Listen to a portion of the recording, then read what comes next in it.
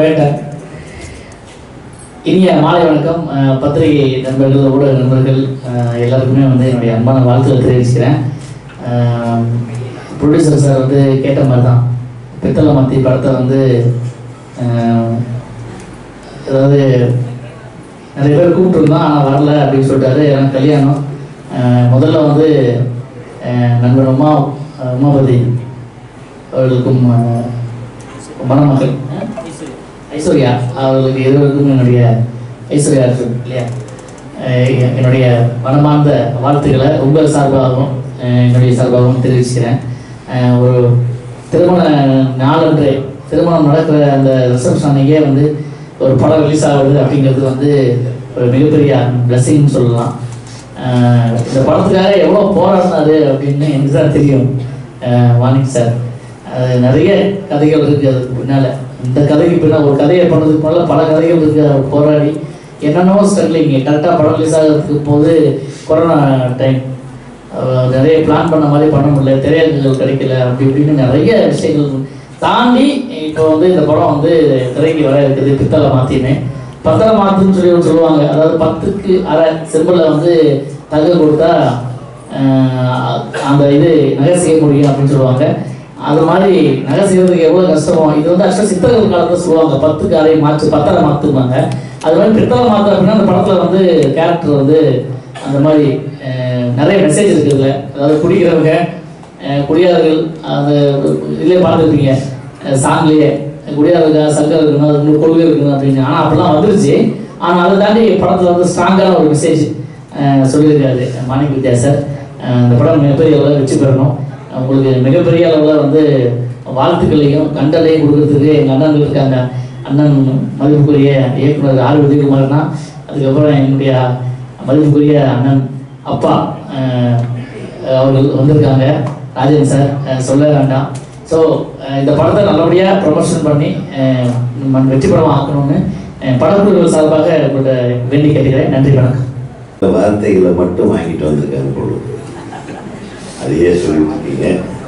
அழகா பேசுறீங்க, அழகா இருக்கீங்க. ஒரு கைத்தட்டலாம்ல, பாவம்.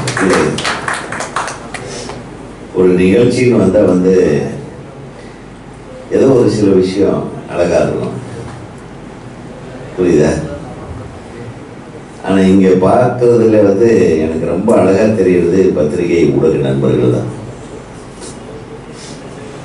ஏன்னா ஒன்றும் இல்லை, ஒரு சின்ன கேரக்டரில் நடிச்சதையே என்னை நல்லபடியாக நீங்கள் எழுதுனதுனால நிறைய பேர் என்னை ஃபோனில் தொடர்பு கொண்டு நல்லா நடிச்சிருக்கீங்க. நான் நடிக்கவே இல்லை, சும்மா ஜஸ்ட் லைக் தட் அப்படியே பேசிட்டு வந்தேன். இப்போ அதுதான் நடிப்புங்கிறாங்க போல இருக்கு. பட் எனிவே அது முழுக்க அந்த படத்தில் நான் நடித்ததுக்கோ அதுக்கு அதில் கிடைச்ச பேர், அதுக்கு காரணமே அந்த படத்தோட இயக்குனர் துரை செந்தில்குமார் தான். உங்களுக்கு மீண்டும் எனது இது கரம் கூப்பி எனது நன்றியை தெரிவித்துக் கொள்கிறேன். பித்தளை மாற்றி படத்தோட அந்த ட்ரெய்லரு 2 சாங்கையும் பார்த்தோம். மிக பிரமாதமாக பண்ணியிருக்காங்க தம்பி. மாணிக்க வித்யா, மாணிக் பாஷா மாதிரி மாணிக் வித்யா இல்லை, பெருசாக வருவேனே. சூப்பர், வாழ்த்துக்கள். இந்த படத்தில் கேமராவும் நடிகர்களும் எங்கேயும் நிற்கவே இல்லை, ஆடிட்டே இருக்காங்க. ஒரு மிகப்பெரிய ஆட்டக்காரர் சொல்லக்கூடும். இந்த ஆட்டக்கார நாயகனுக்கு என்னுடைய மனமார்ந்த வாழ்த்துக்கள். தைரியமாக இந்த படத்தை பித்தளை மாற்றி என்ற ஒரு அழகான டைட்டில் வச்சுருக்கீங்க. அது ஒரு வித்தியாசமான டைட்டிலாக இருக்குது. இந்த டைட்டில் தமிழ் டைட்டிலாக இருக்குது. இப்போ நிறைய படங்களில் தமிழை தேட வேண்டியதாக இருக்குது. கலைஞர் அவர்களும் புரட்சி தலைவி அம்மா அவர்களும் தமிழில் டைட்டில் வச்சா வரி விலக்குனாங்க. இப்போ அந்த வரியே தான் தேவையே இல்லைட்டாங்க, வரி விலக்க வேண்டான்ட்டாங்க. ஆளுக்கால என்னென்னலாம் இப்போ கொஞ்ச நாளாக பார்த்தீங்கன்னா டைட்டில்களில் பார்த்தீங்கன்னா யூட்டர்னு, சிக்னலு, டிராஃபிக்கு, இவங்க இப்போ டைட்டிலே கிடைக்கலைங்க பாவம். ரோட்டில் வரும்போது ரோட்டில் யூட்டர்ன் வருது, சிக்னல் வருது, இப்படி எல்லாம் டைட்டில் வைக்கிறாங்க. உங்களுக்கு தெரியுமில்ல, நல்ல டைட்டில். அதில் கொஞ்ச நாளைக்கு முன்னாடி யாரோ சொல்ல கேள்விப்பட்டேன், தமிழில் வார்த்தைகள் இல்லையா, வைரமுத்து சார்னு நினைக்கிறேன். தமிழில் இவ்வளோ அழகான வார்த்தைகள் இருக்கு. நல்லா பாரு, பித்தளை மாற்றி அப்படின்னு ஒன்று வச்சிருக்காரு. அது அந்த டைட்டிலுக்காக நான் உங்களை தமிழில் டைட்டில் வச்சதுக்காக வாழ்த்துறேன். ரெண்டாவது, நம்ம இவரோட சன்னு, ஒரு பேர் என்ன, தம்பி ராமையா சாரோட பையன் வந்து அவருக்கு மனமார்ந்த திருமண நாள் வாழ்த்துகள், திருமண வாழ்த்துகள். ஏன்னா நல்ல ஒரு வாழ்க்கை தொடக்கத்தை வந்து ஏற்படுத்தியிருக்காரு. நாளைக்கோ ரிசப்ஷன் இருக்குன்னு நினைக்கிறேன். பட்டு ஒரு கல்யாணத்துக்கு பின்னாடி ஒரு பெரிய மாற்றம் வரும்னு நினைக்கிறேன். எப்படி திருமணத்துக்கு பின்னாடி தான் எனக்கு கூட என்னுடைய முதல் படம் ரிலீஸ் ஆயிடுச்சு. திருமணம் 21, ரிசப்ஷன் 24, என் படம் முதல் படம் ரிலீஸ் 26. 2 நாள் டிஃபரன்ஸில் படம் வெற்றி அடைந்து விட்டது. என்னை விட என் பொண்டாட்டிக்கு பேர் கிடைச்சிச்சு. அந்த மாதிரி ஐஸ்வர்யா அனைத்து ஐஸ்வர்யங்களையும் வழங்கும் விதமாக தம்பி ராமையா அவர்களுடைய புதல்வர் இந்த படத்தில் நிற்காம நடிச்சிருக்கார். என்ன துள்ளல், அந்த இளமை மாறாமல் இளமை வேகத்தோடு, இந்த துடிப்போடு, ஒரு ஷாட்டில் கூட இந்த தம்பி நம்ம நிற்கல. ஆட்டம், ஜம்ப்பு, அந்த எக்ஸ்பிரஷன்ஸ் பிரமாதமாக பண்ணியிருக்காரு. எல்லாரும் அதுக்கு ஒரு கை தட்டலாம். உண்மையில் அந்த தம்பிக்கு இனிய வாழ்க்கையும் இல்லற வாழ்க்கையும், இனிமையான இல்லற வாழ்க்கையும், அற்புதமான திரையுலகத்தின் ஒரு நல்ல ஓப்பனிங்கும் இந்த படத்தின் மூலமாக கிடைக்க நான் மனமாற வாழ்த்துகிறேன்.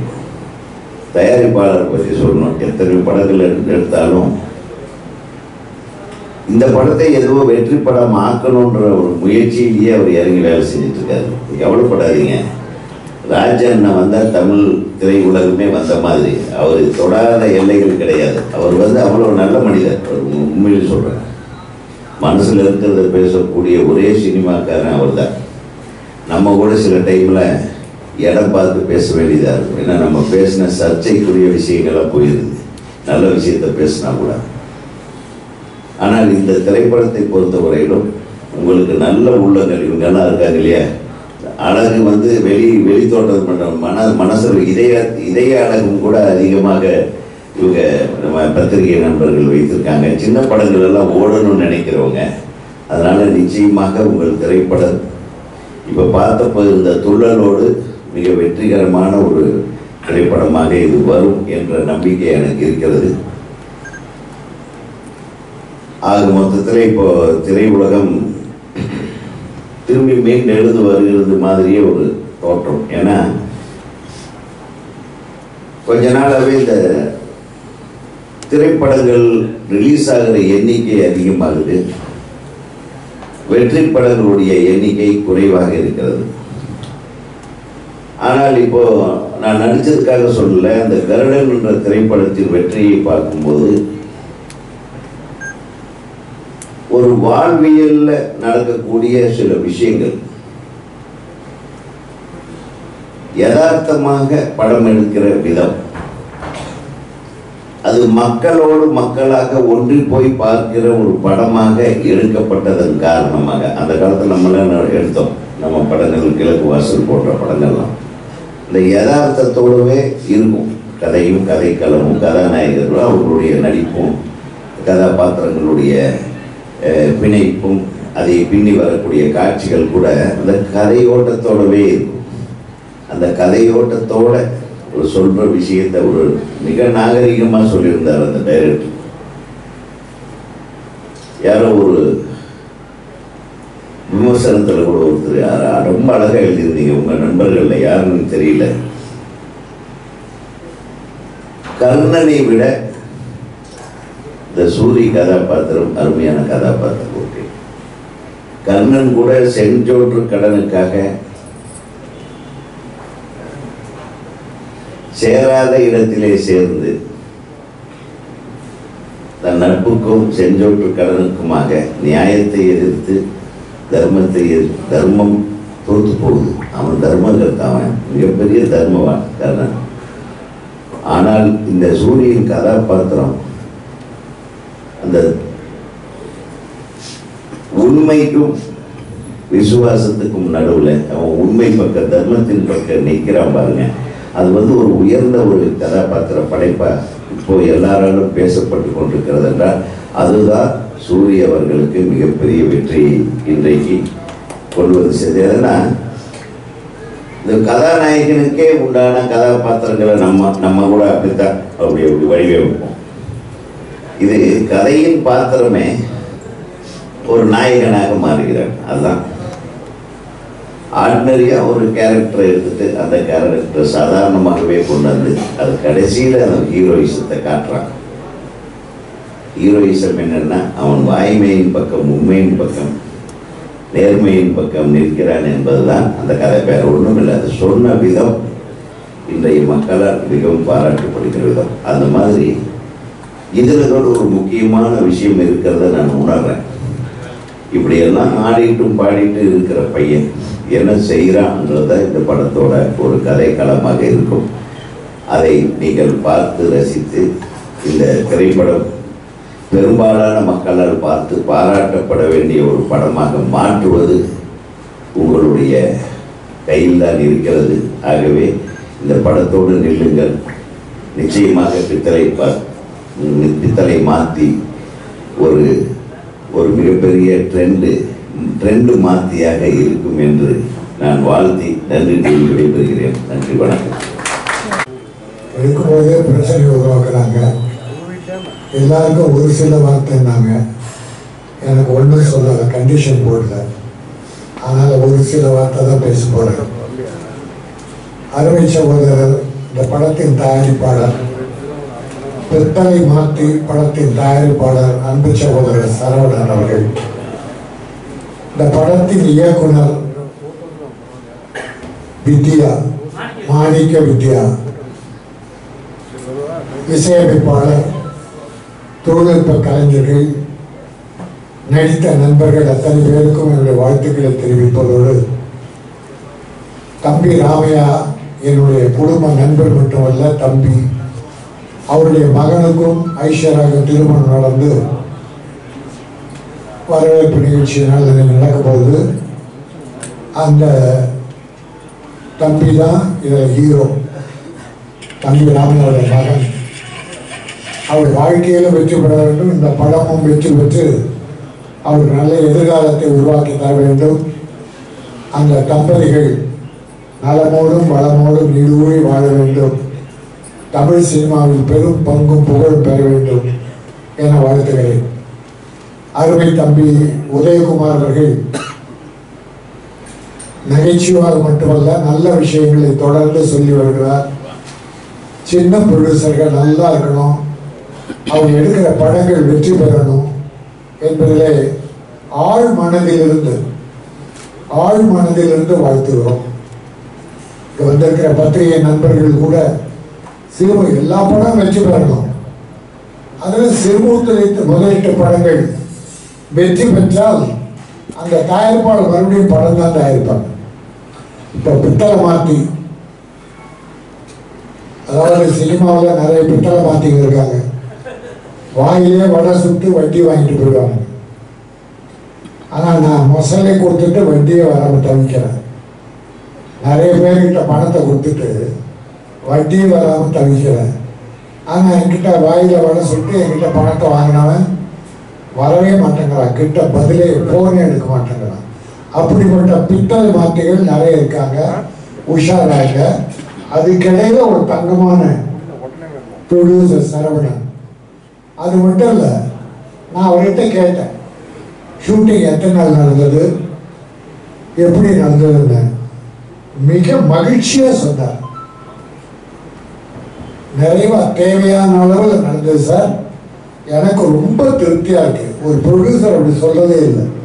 டைரக்டரை பற்றி அவ்வளோ நல்லா சொன்னார். படம் ரொம்ப நல்லா வந்திருக்கு.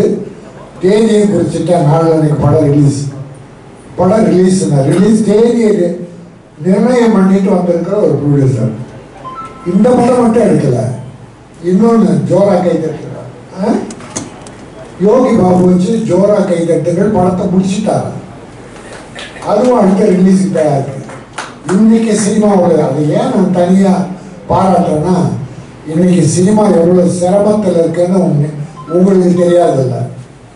ஒரு படம் ஆரம்பித்த ப்ரொடியூசர் படுற வேதனை, நல்ல டைரக்டர் மாட்டிட்டா அவங்க தப்பிச்சாங்க. ஆனால் சில டைரக்டருங்க பித்தளை மட்டும் மாத்திரல, ப்ரொடியூசரே மாத்திடுறாங்க. பணக்காரனா வந்தவங்கள ஏழையா அனுப்புறாங்க சில. அதில் இந்த வகையில் நம்முடைய சரவணன் உண்மையிலே பாக்கியசாலி, ஒரு நல்ல டைரக்டர் கிடைச்சிருக்காரு. 2 சாங் பார்த்தோம், திருப்திகரமாக இருந்தது. நல்ல நடிகர்கள்லாம் போட்டிருக்காங்க. தம்பி ராமையா மகன், இன்னும் நிறைய ஆர்டிஸ்ட் அதில் இருக்காங்க. இன்னைக்கு இந்த படம் ஜெயிச்சதுன்னா அடுத்து யோகி படம் ஜெயிச்சா அடுத்து இன்னும் 2 படம் ஆரம்பிப்பார். அது நம்ம தொழிலாளர்களுக்கு வேலை கிடைக்கும், சினிமாவுக்கு நல்லது. அதனால இன்னைக்கு சினிமா இருக்கிற நிலையில 2 படத்தை எடுத்திருக்க அன்பு சகோதரர் சரவணன் அவர்கள், இந்த படம் வெற்றி பெறும். இது பித்தளை மாற்றி உங்களுக்கு தங்கமாக மாற்றி கொடுக்கும். இந்த பித்தளை மாற்றி என்ற டைட்டில் தங்கமாக உங்களுக்கு மாற்றி கொடுக்கும். இன்னைக்கு உதயகுமார் சொல்ற போல எல்லாமே இங்கிலீஷ் டைட்டில், எல்லாமே ஷைரன்றான், பார்க்கிங்கிறான், யூட்டர்னுங்கிறான். தமிழில் என்ன அவ்வளோ பஞ்சம் ஏற்பட்டுருச்சு. அதுக்கு தான் டாக்டர் கலைஞர் என்ன பண்ணாரு, மானியம் கொடுக்கறதுக்கு 3 லட்சம் ஆரம்பத்தில் தமிழில் பெயர் வைப்ப படங்கள், ஓவர் விரசம் இல்லாத படங்கள், வெட்டு குத்து ரத்த கலர் இல்லாத படங்கள், இந்த மாதிரி படங்களை தேர்ந்தெடுத்து மானியம் கொடுத்தார். 3 லட்சத்தை அப்புறம் 5 ஆக்கினார். இந்த ஜெயலலிதா அம்மா 7 ஆக்கினார். இல்லை 3 கலைஞர் ஆக்கினாரு, 5 ஜெயலலிதா ஆக்கினாங்க, 7 கலைஞர் மறுபடியும் ஆக்கினார். அதுக்கப்புறம் அது அப்படியே விட்டு போச்சு. இப்போ மறுபடியும் அதை பற்றி பரிசீலனை பண்ணிட்டு இருக்காங்க. நான் தமிழக முதல்வர் அவர்களை வேண்டி கேட்டுக்கொள்கிறேன், சினிமாவில் தியேட்டரில் டிக்கெட் எல்லாம் குறையணும். அப்போதான் ஏழைகள் குடும்பத்தோடு படம் பார்ப்பாங்க. அல்லது சின்ன தியேட்டர்களை உருவாக்கணும். ஏழைகள் பார்க்குற அளவுக்கு டிக்கெட் விலை குறையணும். அந்த தமிழக முதல்வர்கிட்ட நான் ஒரு பெட்டிஷனாகவே கொடுத்துருக்கேன், கவனிக்கிறேன்னு சொல்லியிருக்காங்க. ஆகவே சினிமா நல்லா இருந்தால் மக்கள் மகிழ்ச்சியாக இருப்பாங்க. பொழுதுபோக்கு நிறைய சாதனை வந்துடுச்சு, இருந்தால் கூட சினிமாவுக்கு இருக்கிற அந்த மவுஸ், அந்த பவர் குறையவே இல்லை.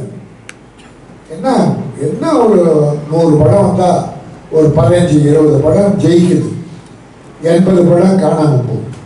அதான் பெரிய வருத்தமாக. அதை டைரக்டர் நல்ல கதையை தேர்ந்தெடுத்தார். விடுதலை பற்றி சொன்னார். விடுதலை சூரி தான் ஹீரோ. ஏற்கனவே ஒரு படம் விடுதலை படம் ஏற்கனவே சூரி நடிச்சு வெற்றி பெற்றது. அது வெற்றி மாறும், வெற்றி டைரக்டர். இப்போ கருடன் படத்திலேயே அந்த தம்பி சக்சஸ் பண்ணியிருக்காருன்னா, கதை மண் வாசனை மிக்க கதை, தமிழ் பண்பாடு மிக்க கதை. ஆங்கிலத்தை போய் திருடிட்டு வர வேண்டாம். தமிழில் ஒவ்வொரு கிராமத்தில், ஒவ்வொரு தெருவில், ஒவ்வொரு வீட்லேயும் கதை இருக்கு. ஒவ்வொரு சம்பவம் ஒரு கதை தான். நீங்கள் கம்பராமாயணம் எடுத்துட்டா விவேகுமாருக்கு தெரியும், ஒரு கதைக்குள்ளே இன்னொரு கதை பண்ணலாம். நிறைய கதைகள் இருக்கு. மகாபாரதம், அதில் எவ்வளோ கதைகள் இருக்கு, பண்ணுறாங்க. அதை நம்ம தமிழ் உணர்ந்தவர்கள் கதையாக பண்ணுறாங்க. ஆகவே தமிழில் மண்வாசனையோடு எடுக்கிற படங்கள், தமிழ் பண்பாடு கலாச்சாரம் மீறாத தமிழ் ஒழுக்கத்தோடு எடுக்கிற படங்கள் மக்கள் மனதில் போய் சேருகிறது, அது வெற்றி பெறுகிறது. அந்த வகையிலே இந்த பிற்றையை மாற்றிட்ட படம் தங்கமாக மாற்றி என் ப்ரொடியூசர் சரவணன் வெற்றி பெற வைக்க வேண்டும். டைரக்டருக்கும் அடுத்த படம் கிடைக்கணும்.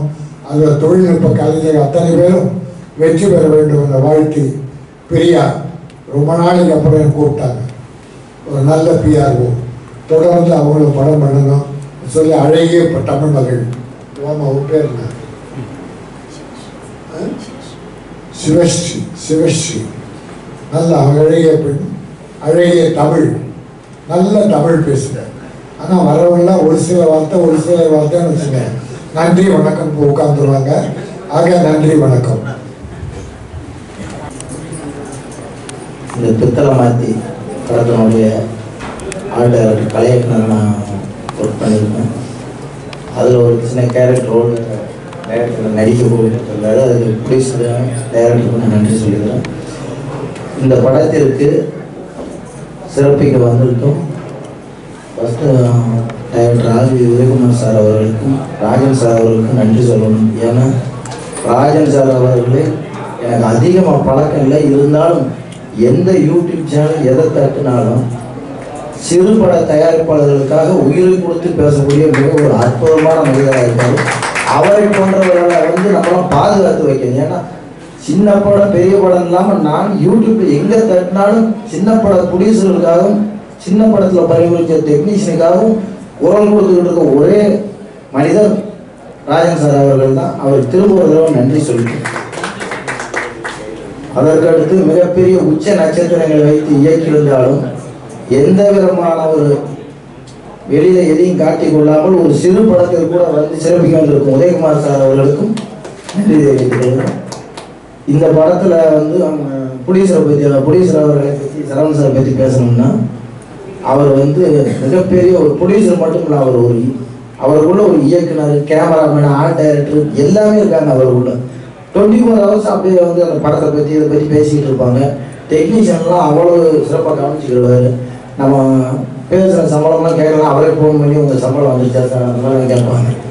அந்த மாதிரி கேட்கும்போது நம்ம டெக்னீஷியன் ஒர்க் பண்ணும்போது இந்த மாதிரி ப்ரொடியூசர்லாம் நம்ம வாங்கின சம்பளத்தோட 3 மடங்கு அதிகமாக ஒர்க் பண்ணி அந்த படத்தை ஒரு ஹிட்டு படமாக இருக்கு நமக்குள்ள ஒரு ஆர்வத்தை தூண்டும். அந்த அளவுக்கு நாங்கள் ஒர்க் பண்ணி கொடுத்துருக்கோம். அந்த படத்தில் இந்த படத்தில் ஹீரோயினுக்காக ஒரு வண்டி ரெடி பண்ணுறதுக்காக டைரக்டர் நாங்களாம் உட்காந்து ப்ரொடியூசருக்கு சொன்னால் அதுக்கு நீங்கள் எவ்வளோ செலவானாலும் பரவாயில்ல அந்த வண்டியை செய்யணும்னு சொல்லி ஒரு அயன் பாக்ஸ்லேயே ஒரு வண்டியெல்லாம் இந்த படத்தில் ரெடி பண்ணியிருக்காங்க. அது நல்லா இருக்குது. அந்த படம் பார்த்தீங்கன்னா அந்த மாதிரி ஒரு ப்ரொடியூசர் செலவுலாம் எது வேணாலும் இதை பண்ணாதீங்க நம்ம எல்லாம் சொல்லவே இல்லை, கதைக்கு தேவையான செலவு பண்ணுங்க அப்படின்னு சொல்லி நல்லா சிறப்பாக பண்ணி கொடுத்தாரு.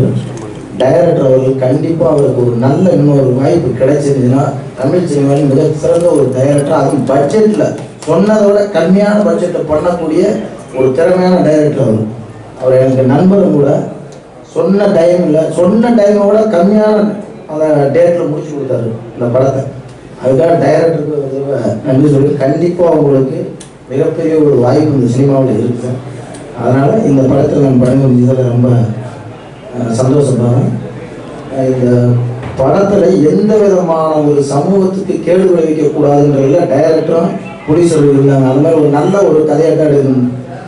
டைட்டில் கூட பார்த்தா பித்தளை மாற்றிருக்கணும், அதோட செம்பு மாற்றி கூட வைக்கல. ஏன்னா செம்பு மனிதர்களுக்கு தீங்கு விளைவிக்கக்கூடியதுனால நல்லா பித்தளை மாற்றின வச்சிருக்காங்க. அது கண்டிப்பாக அது பத்திரை மாற்றி தங்கமாக ப்ரொடியூசருக்கு படம் வெற்றி படமாகி அவர் தொடர்ந்து படங்கள் எழுதணும். எங்களை போன்றவர்கள் அதில் பணிபுரியும் என்று வேண்டிக்கிறேன். நன்றி. வணக்கம்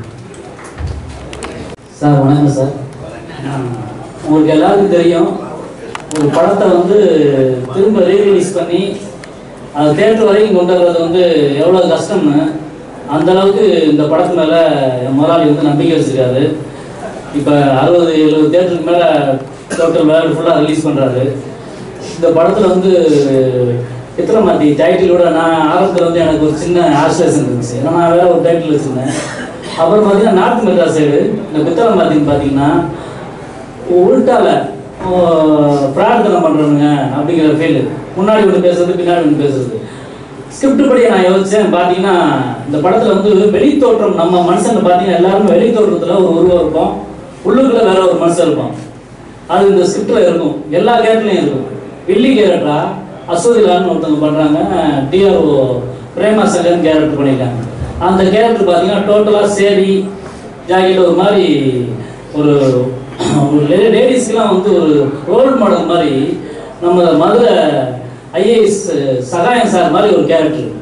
அந்த கேரக்டர் பொண்ணுங்கெல்லாம் ரோல் மாடல் நினச்சி ஒரு ஸ்டில் எடுத்தால் கூட செல்ஃபி எடுத்தால் கூட சேரி விளையிச்சுன்னா அந்த ஸ்டில்லை டெலிட் பண்ணுற ஒரு கேரக்டர். பட் பர்சனலாக பார்த்தீங்கன்னா அதோட வேற முகம் இருக்கும். அதே மாதிரி நம்ம ஹீரோ தம்பிராமையா பையன், உமாவதி ராமையா, பாலசரன், டோட்டல் ஜாலியான பசங்க. படத்தில் பார்த்தீங்கன்னா ஒரு மதுரையில் வந்து தண்ணி வண்டியை வச்சுக்கிட்டு அவங்க பார்த்தீங்கன்னா காலையில் பார்த்தீங்கன்னா சாமி கும்பிட்டு ஒரு தொழிலே தெய்வம் நினைக்கிற ஒரு அந்த தள்ளு வண்டியை வந்து சாமி கும்பிடுவாங்க. அது யாராவது அட்வான்ஸ் விட்டாங்கன்னா அடுத்த நிமிஷம் அவங்களுக்கு வீட்டுக்கு வந்து தண்ணி போகாது, அவங்க ஒயின் ஷாப்பில் உட்காந்துருப்பாங்க. இப்படி கேரக்டராக இருக்கும். படத்தில் ஹீரோயினி கேரக்டர் பார்த்தீங்கன்னா டோட்டலாக பேண்ட் ஷர்ட்டு டிஷர்ட் இந்த மாதிரி டீசெண்டாக நம்ம பார்க்குற கெட்டப்புக்கும் ஆளு இன்னொரு இதுக்கும் சம்மந்தமே இருக்காதுங்கிறது அந்த பித்தளை மாற்றிக்கிற அந்த டைட்டில் ரொம்ப பொருத்தமாக இருக்குன்னு நான் ஃபீல் பண்ணுறேன். அப்புறம் ஊடக நண்பர்கள், பத்திரிகை நண்பர்கள் நான் ஒரு வேண்டி கேட்டுக்கிறேன். என்னன்னா, நான் நல்ல நல்ல ப்ராஜெக்ட்டு ஆர்டிஸ்ட் எல்லாருக்குமே மூவ் பண்ணி ஸ்கிரிப்டுகள் சொல்லி ட்ரை பண்ணிக்கிட்டு இருக்கேன். இந்த படம் ரீரிலீஸ் மூலம் எனக்கு வந்து நீங்கள் கொடுக்குற ஆதரவுலையும் இதுலையும் முதலாளியோட இந்த சப்போர்ட்டில் எனக்கு அது ஒரு ரீஎன்ட்ரிக்கு அவங்களோட விசிட்டிங் கார்டாக இதை அமைகிறதுக்கு நீங்கள் தான் ஹெல்ப் பண்ணணும். தயவுசெய்து எல்லாம் தெரியும். நான் எவ்வளோ கஷ்டம், ஒரு டிராஜன் சார் அப்போயே சொன்னார், ஸ்கிரிப்ட் வந்து எவ்வளோ வேணாலும் பண்ணலாம், எவ்வளோ வித்தியாசம் வேணாலும் பண்ணலாம், ஆனால் அதை கையில் வச்சுக்கிட்டே தெரிய வேண்டியதுதான். ஒரு முதலாளி அதுக்கு முதல் போடலைன்னா அது கையில் கிடைக்க போகும். அந்த ஃபீல் தான். இந்த ஸ்கிரிப்ட் மேலே அவ்வளோ ஸ்ட்ராங்காக அவ்வளோ இதாக கதைக்காகவே ஆர்டிஸ்ட் தேடி ஆர்டிஸ்ட் பிடிச்சி இப்போ தமிழான ஒரு இது பண்ணிக்கிட்டார், புரோகிராம் பண்ணிக்கிட்டார் நம்ம ஆரி சார் பேசுனது அந்த ஹீரோ கேரக்டர். அப்புறம் அது தம்பிராமையா அண்ணன் பையனா மாதிரி அந்த பண்ண வேண்டிய சூழ்நிலை வந்துச்சு. அது என்ன சொல்லுவாருன்னா, அந்த அளவுக்கு ஸ்கிரிப்ட் மேலே ரொம்ப ஸ்ட்ராங்காக இருக்கார் முதலாளி. இப்போ அடுத்து வந்து ஜோரா கைதுன்னு நம்ம யோகி பாபு வச்சு பண்ணிட்டு இருக்காரு. அது ரிலீஸ்க்கு ரெடி ஆகிட்டு இருக்கு. அவரோட பிரதர் கூட பாய்சன் ஒரு படம் மீடியாஸ் வச்சு எடுத்துக்கிட்டு இருக்காப்புல. அதனால முதலாளியும் டைரக்ஷன் மூமெண்ட்ஸில் இருக்காரு. அடுத்து பண்ண வாழ்த்துக்கள் முதலாளி. நீங்கள் பண்ணுற சப்போர்ட்டில் அவர் ஜெயிச்சா அடுத்து ஜோரா கைதுட்டும் நல்லா பிஸ்னஸ் ஆகும், அடுத்தடுத்த படங்களும் இதாகும். எனக்கும் இது மிகப்பெரிய வாய்ப்பு அமையும். நீங்கள் எல்லாரும் வந்துருந்து ஆரி உதயகுமார் சார், ராஜன் சார், ராஜசுமார் எல்லாருமே வந்துருந்து எனக்கு வாழ்த்து சொன்னது ரொம்ப நன்றி தெரிவிச்சுக்கேன் சார். ரொம்ப தேங்க்ஸ். இந்த படத்தை பற்றி நான் ரொம்ப பேசிட்டு பின்னாடி கஷ்டப்பட தேவையில்லைன்னு நினைக்கிறேன். ஏன்னா எப்பவுமே ஒரு படம் வந்துட்டு சார், ஒரு குழந்தை மாதிரி. அந்த குழந்தைக்கு வந்துட்டு தாய் வந்துட்டு டைரக்டர்னா, தகப்பன் வந்துட்டு தயாரிப்பாளர் சார். ஏன்னா எந்த வகையிலையும் ஒரு குழந்தை வந்துட்டு சின்னதாக வந்துட்டு ஒரு அடிபட்டு ஏதோ இருக்கும்போது அதை அப்படியே தீவி கொண்டு போயிட்டு நடுத்தருவில் போட்டு போகிறதுக்கு வந்துட்டு ஒரு தகப்பனுக்கான இல்லை. அதை சரி பண்ணணும். சரி பண்ணதுக்கப்புறம் அவர் நடக்க விட்டதுக்கப்புறம் ஓட விடணும். அந்த வேலையை தான் நான் செஞ்சுருக்கேன். ஏன்னா என்னை நம்பி, நான் அவரை நம்பி, ஏன்னா நாங்கள் 2 பேரும் வந்துட்டு என்னுடைய முதல் படமே தெரியும் கிடையாது நினைவுங்கிற படத்தில். அந்த படத்தில் வந்து எனக்கு கடைசி நேரத்தில் வந்துட்டு இணையக்குழு வந்துட்டு எனக்கு கொஞ்சம் வேலை செஞ்சார். அதுக்கப்புறம் ரொம்ப வருஷம் கழிச்சு, ஒரு 10 வருஷம் கழிச்சு அவரை மீட் பண்ணும்போது நான் நினச்சா அவங்க பெரிய டேரக்டராக இருப்பாங்க. அந்த படமே என் வாழ்க்கையில் பார்த்தீங்கன்னா மிகப்பெரிய ஒரு அனுபவத்தை கொடுத்துச்சு. ஏன்னா அந்த படம் பார்த்துட்டு அது 100% ஓட எனக்கு தெரியும். ஆனால் நான் வச்சிருந்த விளம்பரங்கள்லாம் பார்த்துட்டு நிறைய பேர் வந்துட்டு அந்த படத்தை எனக்கு வந்துட்டு வியாபார ரீதியாக வந்துட்டு எனக்கு சிட்டி கொடுங்க, செயல்பட கொடுங்கன்னு கேட்டாங்க. நான் அவங்களெல்லாம் சொன்ன ஒரே ஒரு வார்த்தை, அந்த படம் ஓடாது, இதனுடைய நஷ்டம் கஷ்டம் எல்லாத்தையும் நானே யோசிச்சுப்பேன் அப்படின்னு நான் உங்களே சத்தியமாக சொல்கிறேன். நான் வந்துட்டு இது வந்து சினிமாக்காக சொல்லலை. என் மனசில் ஒரு ஒவ்வொரு வார்த்தையும் என்னால் வந்து மூடி வச்சுலாம் பழக்கம் இல்லை. மனசில் தோன்றதை அப்படியே சொல்கிற கேரக்டர் தான் இருந்தேன். அந்த மாதிரி அந்த படத்தை விட்டுட்டு அதுக்கடுத்து அடாவடி உங்களுக்கே தெரியும், சத்யராஜ் படம், படத்துடைய ரீமேக்கு. அது பார்த்தீங்கன்னா சென்சார் போர்டு வந்துட்டு அந்த டைமில் தினத்துக்கு பார்த்தீங்கன்னா சத்யராஜ் படத்துக்கு தடை அப்படின்னு தான் போட்டிருப்பாங்க. அது மீண்டும் ஒரு குற்றப்பத்திரிகைன்னு சொல்லி எனக்கு எப்போவே சொல்லிட்டு இருந்தாங்க. அந்த படத்தையும் அதே மாதிரி தான் டெல்லி வரைக்கும் நான் வந்துட்டு அதை வந்துட்டு இது பண்ணி அதை வந்துட்டு சென்சார் வாங்கிட்டு அதையும் ரிலீஸ் பண்ணேன்.